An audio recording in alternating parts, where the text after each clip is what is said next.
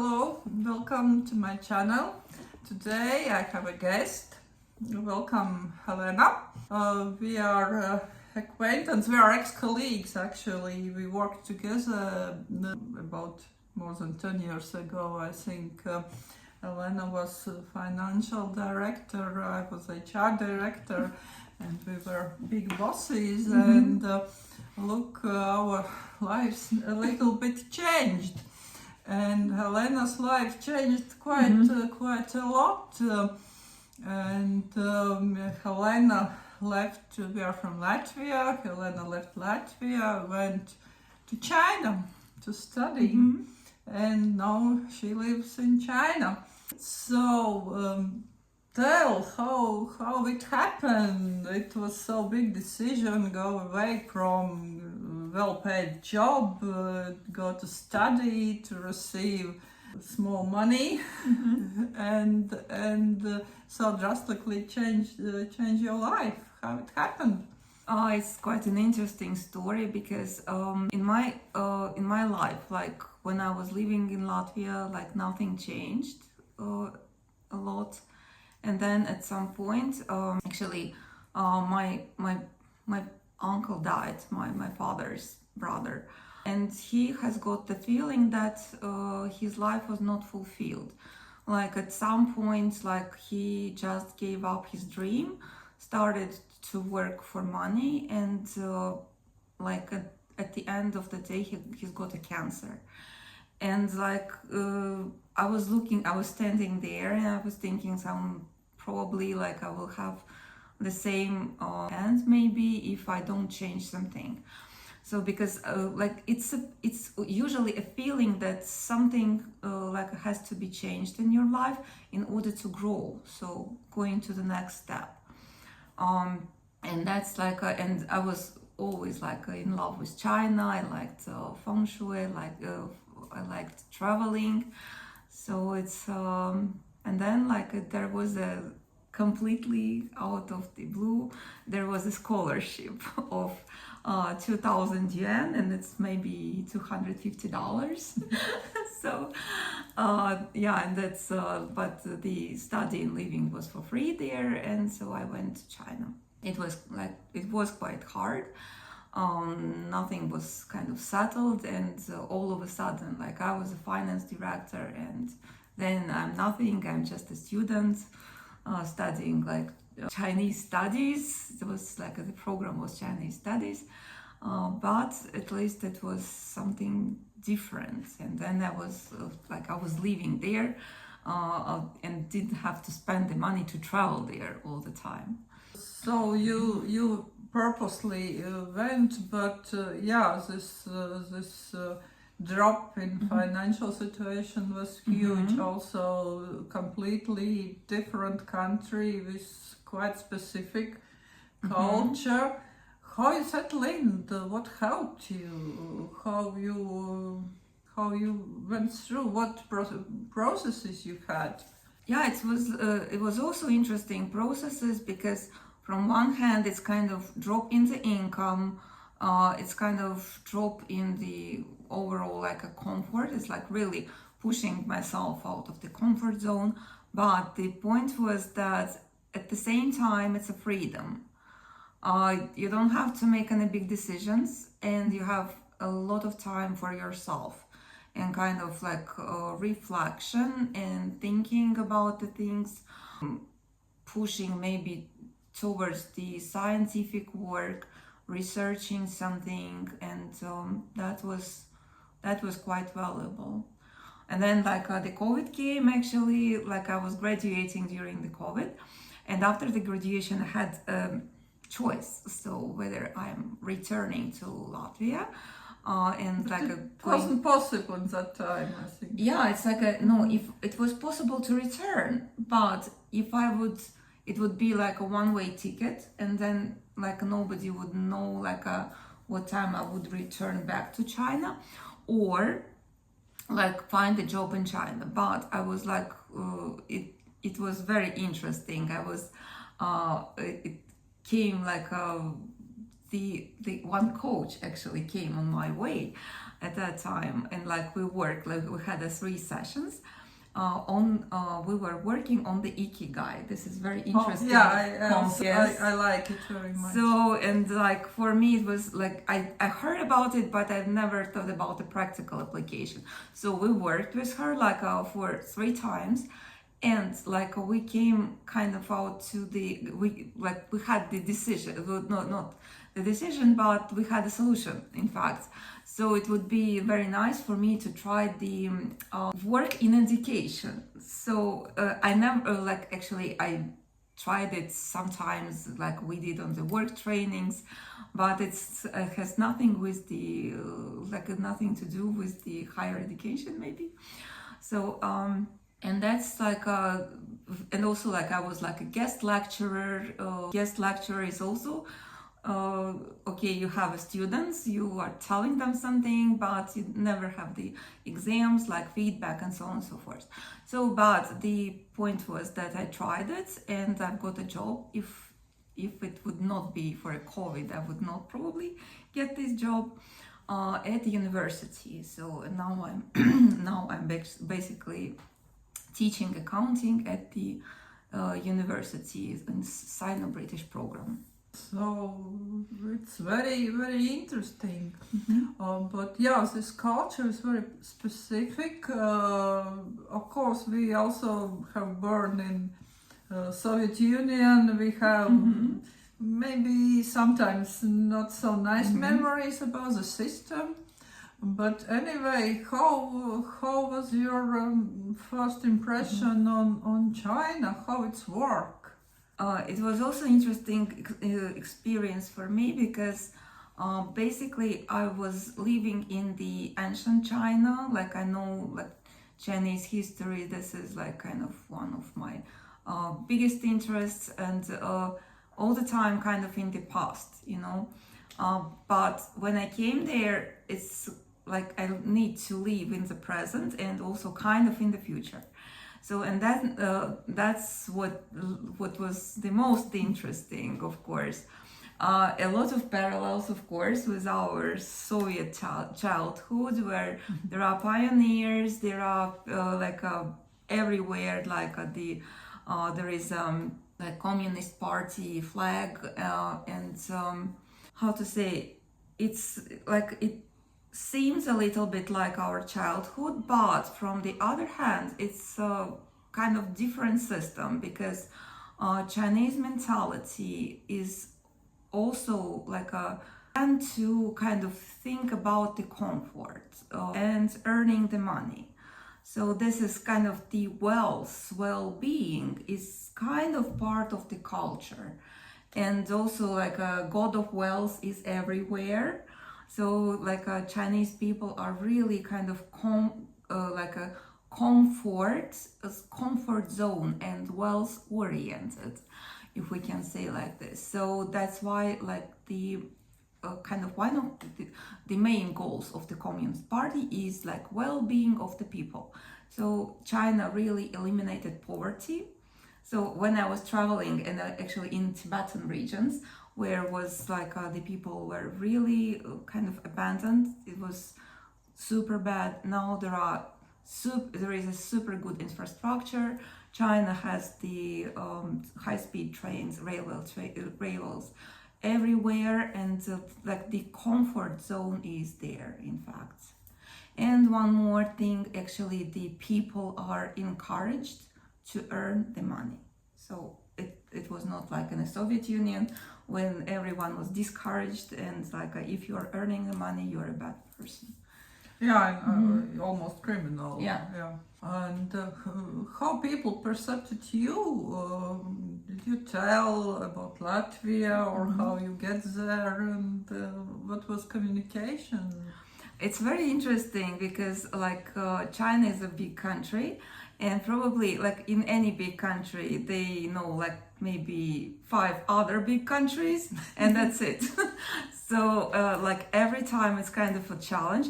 I even made in the telephone, I made like the kind of image of Latvia, where it's located, so like some basic facts.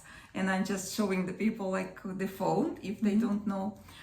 And but there are people who know, like, okay, yes, there is like 3 Baltic countries like Latvia, Estonia, Lithuania, so like a lot of people know it. So for the people who doesn't know, I have the phone. Is I wonder why you came to China? Because first, like, they know that I'm teaching at the university, so that's why they don't really have questions. So teaching at the university in China is kind of prestigious job, and so the people kind of understand, yeah, okay, she's a university teacher, and like no other questions. Yes. Okay. I know you also. I wanted to become your friend also because you had a lot of interests. Before me, you already had Reiki initiation, master level. Through you, I get to know my Reiki teacher, Maria. If you watching very big great things. Also, sometimes tarot. You play the gongs. I don't know what you had learned and studied more. And you are always practicing, and you are sharing information. And that time when we worked together, I was afraid to tell people that I'm interested in some esoterical things. I had this interest long time from about my 20s, but I never shared it because I had bad experience when I did. I was asked to leave my job, but you shared, and I very appreciate it. Do you practice at everyday level, and what you are doing to keep the state of mind? I'm trying to meditate every day for maybe 10-15 minutes, because it's kind of clearing my mind. And also, like, a lot of people are afraid to be with themselves and kind of go deep in, silence the thoughts for a moment, because all the time our brains are busy. So this is what I'm trying to do. Like, I'm trying to empty my mind for at least maybe for 10-15 minutes. Then it helps me to kind of keep the balance, keep calm. And also, like, about the practice, it's very interesting, because before, maybe 15 years ago, I was my normal state of not well-being, but mind. Normal state of mind was really kind of distracted. I often there are a lot of problems all the time, a lot of negative thinking, a lot of maybe negative people around. And then, like, I'm just comparing, like, what was maybe 15 years ago and what is now, because now I'm having all the nice people around. My state of mind is more or less balanced. Like, everything goes more or less smooth. Now it's like, for me, it's normal to be balanced and to have a kind of good feeling, and also the balance. And if something distracts me, like, this is already not normal. So if there is a problem, if there is a negative person, if I have to deal with some kind of problem, then it's not normal. Although, like, maybe 15 years ago, that was a normal state. Yeah, that means it's true. Like, your internal state mirrors what is outside. Exactly. It's good to know, actually. So I'm also now in some transition period. I'm trying to find a way to earn money and not to go into job from 9 to 5. Let's see how it will go. I don't know. But it's kind of also a challenge to change so big things. We used to a certain level of income, and it's sometimes challenging. How you now feel yourself about your income level or society level? How you live? Are you in comfort or something is missing what you used to have? Maybe like from the comfort point of view, like I have an apartment, I have a car. So this is kind of like a normal comfort zone. The other thing is maybe, and it's, this apartment is very close to my job and it's free of charge. So I cannot like kind of really, I don't really want to change it, you know? So every time like okay, if I want a big apartment, I come to Riga. I have a big apartment here. So, this is like one thing. Also, if my goal would be to have a big apartment, I would probably maybe like one option is to move back or maybe go to the office work. But the point is, I don't want to do it because I have I have really such a good state of mind. Such a good state, like a kind of internal state. I'm so balanced that I don't want to like kind of make a huge changes at the moment. So at some point, of course, I will make a changes because there is need to grow, there is need to go to the other level. But at this at this stage, I kind of feel okay, and like my salary is okay as well. Because like I don't spend too much at the moment. Maybe if I would start, I don't know, traveling abroad a lot, then I would need to kind of have a bigger level of income. But for travel in China is fine. Yeah, you travel a lot. I am following you have blog, you share in social media. Yeah, about your traveling experience, can you share a little bit? And you started your YouTube channel on it. I will put in description if you want to watch some videos how it looks like. It's quite surprising because what we have in our imagination of China, it's very different. And maybe you can share what is your experience. Traveling in China right now is very, very comfortable. They have, like I said, they have speed trains. There are like speedways or highways. It's like all over China. It's like it's not free of charge, but the quality is super good. So you can go like a really fast, like not anywhere, but like to the west. It's not that easy maybe, but still like most of the places in China, at like maybe 90% of the places you would like to visit, they are covered like with the speedways or with the high-speed railway, except maybe for the very high mountains or something. But and also it's like it's not very expensive. The only kind of sore points in like a Chinese travel is because like they don't accept like anywhere they don't accept any major credit cards.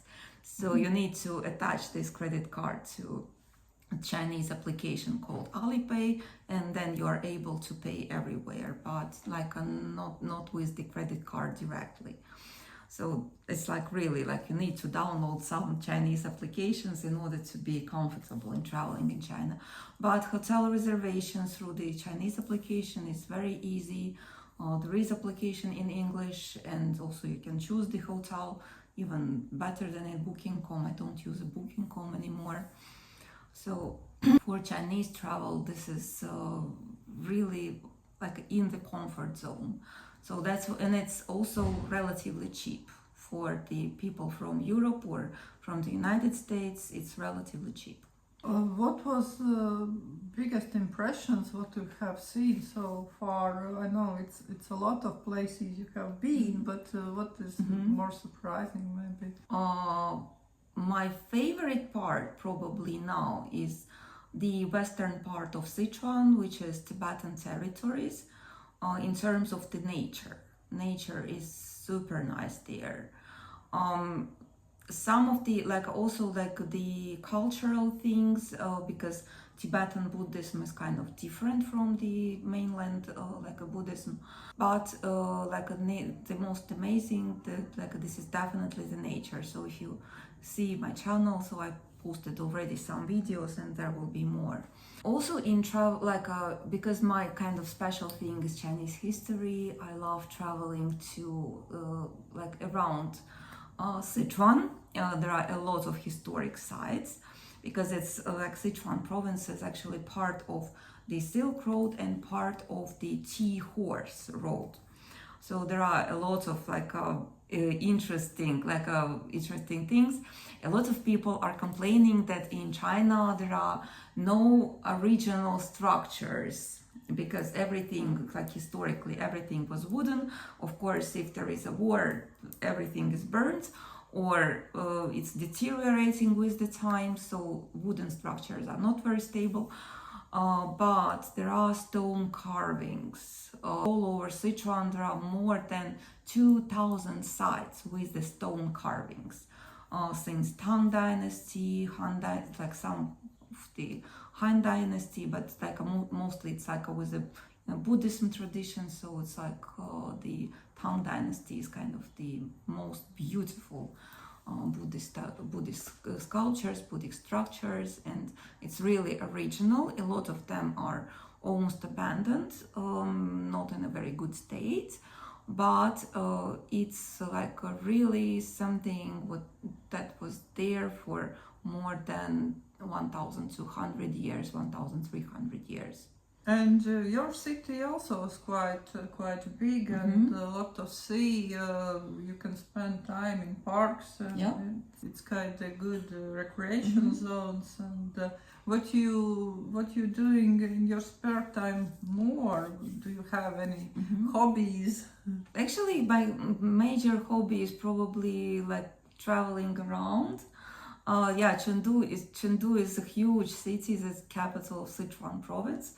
And it's like 21 million people live there, and it's also very, very historic. In some there was an excavations, and the people were living there for already 9,000 years. There, maybe you have heard about the Sanxingdui ruins and about the bronze masks.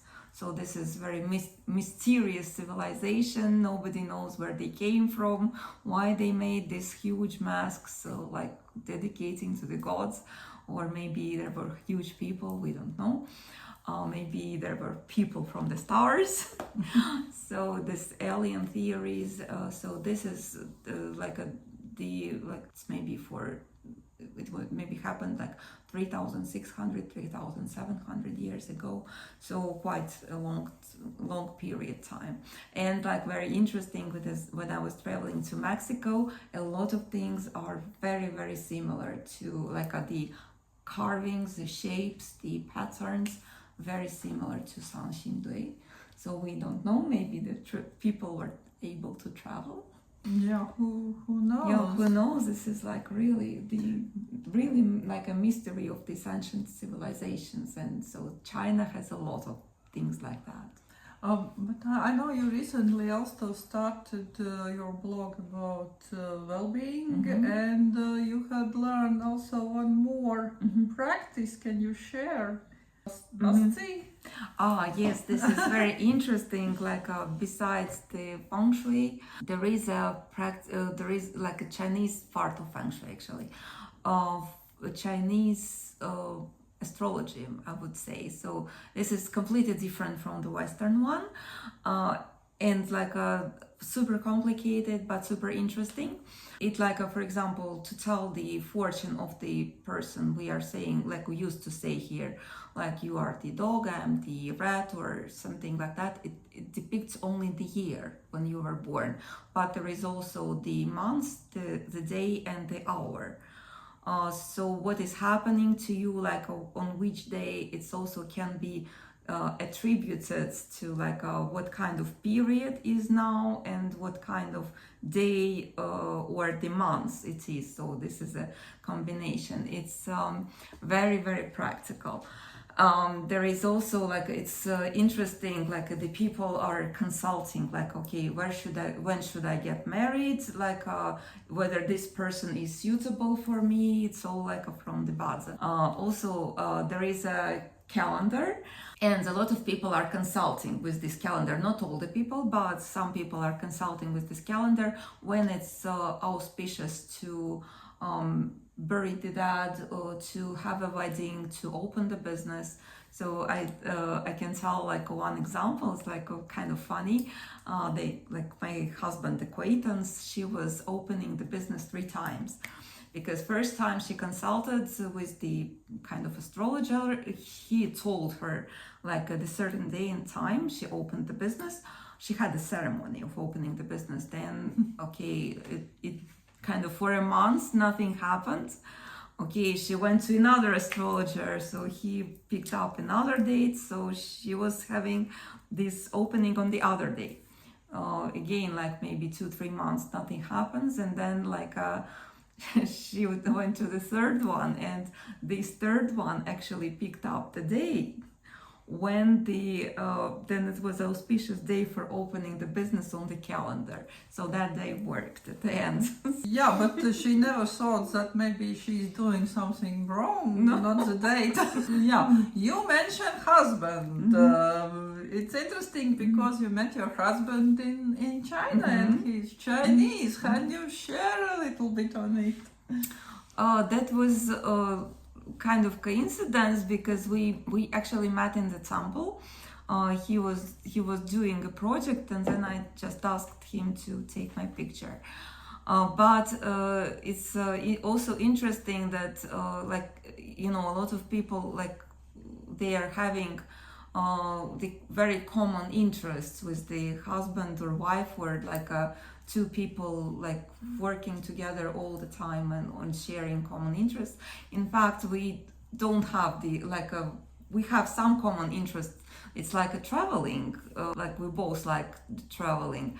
But for example, he does not believe in feng shui or bazi or reiki or something like or astrology. He thinks it's like a bullshit.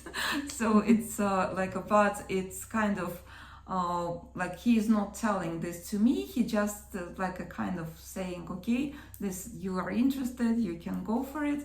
And then like I'm also not telling like don't watch like some kind of movies that probably I think like it's not interesting, but he's watching it fine. So we are kind of like not stepping on the other's territory. Yeah, it's also good that you have your own space and your freedom.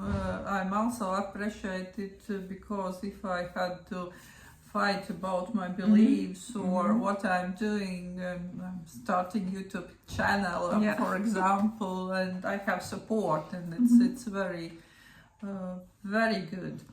How you feel now? Also, it's a lot of changes in the world. Of course, we people, we are also in some common space, and subconsciously we feel a lot of people feel unsafe, scary about also maybe just simple things, how to survive physically even. So how you feel it, and what is solution? I don't know if it is. Like first probably it's like to try to get yourself in a safe environment. Like I don't know, like I would probably not go to the places where is like the war, for example. Like not because like I'm scared or something, like it's just like not very practical. But also like I kind of like I feel like compassionate about what is happening, and I can understand like how the people might feel. But for example, if the person like he or she is forced to move somewhere, I believe that the universe will provide for this person, and a lot of people would fulfill their dreams, like if they are kind of forced to leave their living place right now. But also what is important, the most important thing is to kind of to keep calm and try to keep yourself in a positive, in a good condition as much as possible. Try maybe not to watch the news too much, not go to the political debates too much, because at the end of the day we don't know how it will be, how it will turn around and who will be right, who will be wrong. So try to kind of start with yourself, keep your own balance inside of you, and like a kind of and like okay, you need also to keep your environment safe, and maybe your closest people closest to you or the dearest to you, kind of keep them safe, but don't think too much maybe about the rivalry between the countries, or kind of some political decisions, because everything will change from like after some time. From the feng shui or from the astrology perspective, there are we are living in a different periods of time. For example, the previous 20 years, it was the Earth period, like when everything was stable. You could, what will happen tomorrow. Like it was a super good period to buy the property, sell the property, and the property was growing. A lot of people made a lot of money from the property, but now we are in the fire period.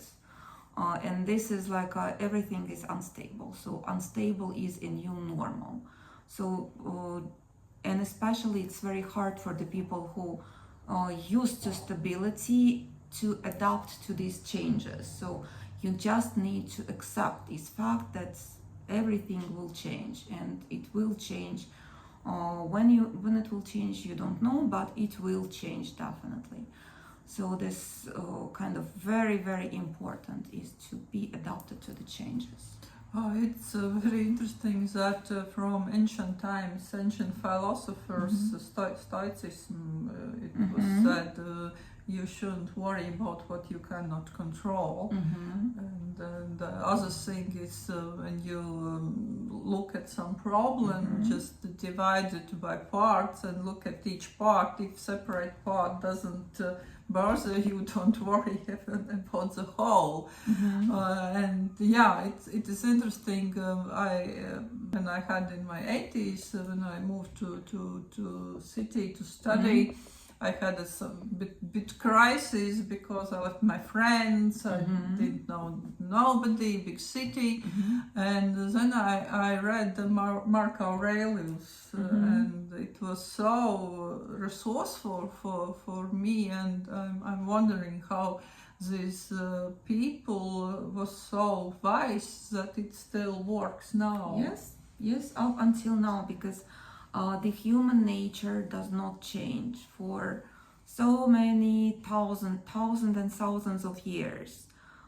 There will be always war, there will always be peace. The human nature, there will be saints, there will be criminals. Human nature does not change. Or we can also have from the Buddhism point of view, because of the reincarnation, because of the karma. So we still still have to live as a good life and be as good person as we can. So do the best, and everything else is then you're kind of your next life then will be better, definitely, maybe even this life. Okay, it's different thoughts about it, that it will be big cleaning from the earth and something like that, but we are not talking about it because we don't know it. But talking about moving to other countries, a lot of people was forced to move to other countries. Somebody just wanted to go because of political or economical reasons. And what you suggest to people who are now in some completely different culture, and how to set up and how to blend in this new society and at other place? It's like the best is to kind of accept everything that comes. Also, of course, if you like, for example, drawing, you can look for the drawing classes, or you can set up drawing class yourself, maybe. If you have the other interest like dancing, or maybe, I don't know, astrology. In a lot of countries there are kind of astrology societies or feng shui societies, so you can look for this kind of information, find the group of the people with the same interests. Some people are like a kind of prefer to find the people from the same country, but I think maybe it's kind of nice, but it's like you never know what kind of people from your country will come there. So then it's much better to get the same interests, like drawing, painting, astrology. I don't know, like travel. Travel is also a good option. Yeah, traveling is also a big passion for me. I think, yeah. No, I'm learning at Yale University well-being, and it was interesting also that it was research that people who are investing their income in more materialistic things, buying new stuff, cars, clothes, they feel less happy than people who are investing in new experiences, traveling, good food, movies, happenings, music, concerts, and things like that. It's experience you have enriched yourself, you can share with your friends, with other people with the same interests, and receive this feedback. Oh yeah, it's really nice and good, and that's why we are using social media also. And don't watch social media to look how miserable your life is, comparing with, I don't know, Kardashian family or somebody else.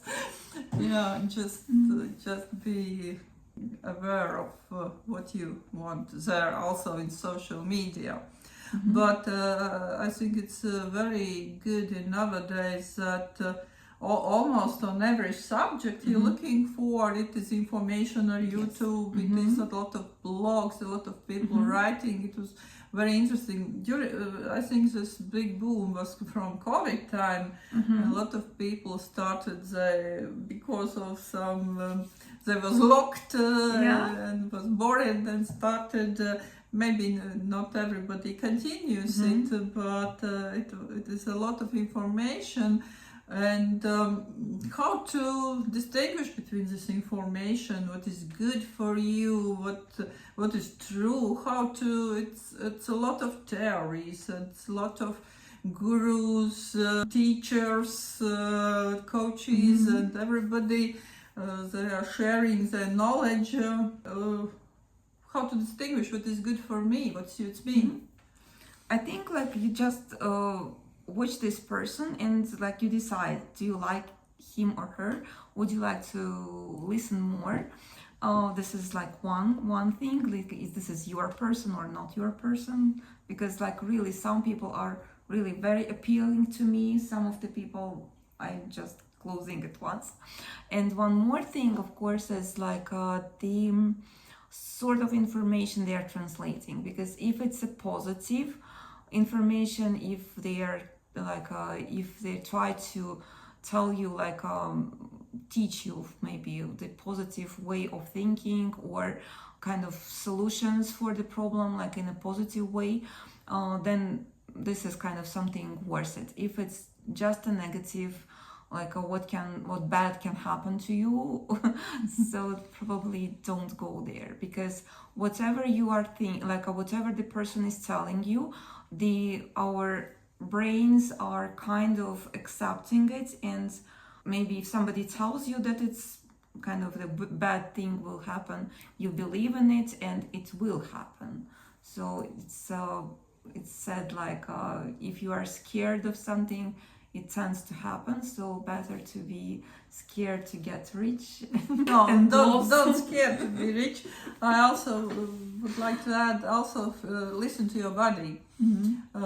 Your body speaks. Yeah. If you feel scared or something start to pain and troubling, Yeah. it's probably not Not a good sign. not a good sign. And yeah, actually, my one friend said when she met her husband first time, she had bad feelings in her body, but she just with her mind she told no, it's he's smart guy, everything is good.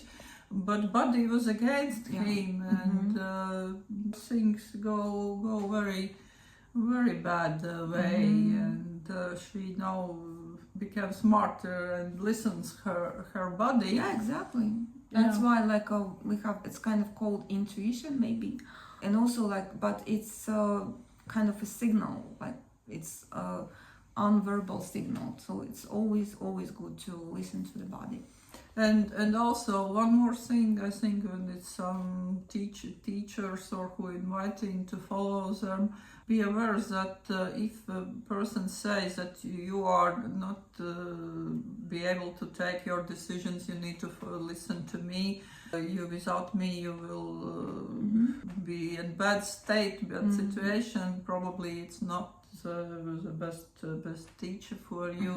People should have the responsibility and power during over their lives, and it's like what else I learned is kind of interesting about this kind of teachers, because some people really like to be guided. So you, like for example, like the people with tarot cards, for example, like they are saying like, you need to tell me like what should I do, how should I behave. We like 100% like assured like what kind of rules should I follow. But like it's responsibility of the other person, not of the like a fortune teller, to kind of guide yourself. So it's like tarot cards maybe give you some clue, but it's not a guidance. It's not what you should do or you should follow or something. you can ask ChatGPT now. Yes, instead of tarot cards, ask ChatGPT. By the way, he's quite positive. Yes. Yeah, but to be aware, sometimes he's need to be specific way how to ask. Actually, I'm quite glad with the artificial intelligence. ChatGPT helps me a lot. He's my assistant, helps me to write descriptions, to do some technical work. Sometimes just for fun, I ask to give me astrological prognosis. Yeah. I know that people say that he might mistake a lot of time, but yeah, it's just, and sometimes we can just share. It was also funny. I made customization. I put information what I'm doing, what I want, how we want to cooperate. And when I asked him to help me with cover letter to job application, and he answers me, this job is not right for you. You wanted to do your practice, teach people in aerographica. Why you are applying, you will be trapped. Oh, this is new level. And he is very also very active. He's suggesting, I can do this, I can give you more, I can make PDF, I can make presentation, and sometimes it's too much, so stop, thank you. How are you using? Oh, definitely, and I'm using it the same way like you do, because kind of to do the kind of, it's not like the worker's job or something. For example, if I need to write a description somewhere, I ask him first, and then kind of I read what he writes, because sometimes he's lying sometimes, but most of the times he is correct. And also he is good in giving the ideas. For example, give me ideas for this and that, and then like maybe 10 ideas or something. So he he's doing the job, and like there is some inspiration even. Yeah, I gave my name. My ChatGPT is Inspiro because he inspires me. Actually, I gave him a task to choose name for him, and he gave some solutions what could work. Yeah, definitely. So, but it's a lot of people are now scared, for example, that the artificial intelligence will replace the human work or something. It's like we went through this technical revolution for so many times. I mean, in the human history, maybe like in 18th, 19th century, there was a Luddites who like were broken the machines because they thought the machines are evil. And it's just because they did not know how to work with these machines. So right now is the same thing is happening. Like all the time we need to develop. A lot of people think that if they graduated from the university 30 years ago, that's it. So they are professionals, then but no, now the time is changing. So all the time we need to acquire new skills, learn something new. It's not forever. All the time there is a changes. Yeah, and that keeps us active, our brain active, and we probably will live longer and be younger longer. Yeah. So and I'm glad I have this curiosity in learning new things, and also know it's a lot of possibilities, online courses, online consultations, and and it's really interesting world, and I'm very happy for YouTube functions that now we can upload our content, and it could be translated in different languages. I'm very happy that world becomes even smaller for us. Yeah, you can reach to the people in other countries, other cultures, and also it broadens your mind. It's like not everything is set in stone. There are also different people, different opinions, different cultures, like different perceptions even. So all very positive. Yeah, and I think I think in our country it's also problems that sometimes people are afraid from foreigners, and you also shared before that you got hated when you had blog about traveling. Can you share? It's like it's not really about not about the traveling, but it was also kind of negative opinion, like okay, here is the foreigner, like telling the Chinese people about Chinese culture. Wow, it's like was super negative. But it's like I think it's also because every country has a people who are hating the foreigners and who are scared of the foreigners, like for different reasons. And so like in China the same. So, but like a absolute majority of the comments, or absolutely majority, like definitely more than 90%, they perceived it very positively and like kind of were very supportive, super supportive. So, but yes, there were some strange comments.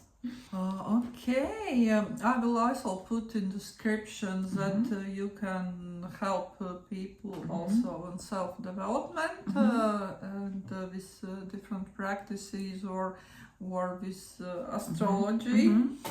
And I'm very glad we have met. We haven't seen for so long time, and 1 year. 1 year, but also before it was quite short time. I'm glad we started something new. You are a bit younger than me, but it's not the case. We can start new things in any age. We can. I'm glad. I'm learned to use a lot of. I'm video editing. I'm making videos. I'm learning a lot about YouTube, about new things, and I'm excited that this world is so interesting. Yeah. absolutely right. So this is a positive and correct attitude. So yes, so please comment, ask questions if you have. Follow us on YouTube and other channels, and let's meet in other Fine. videos. Yes. Bye. Bye. See you.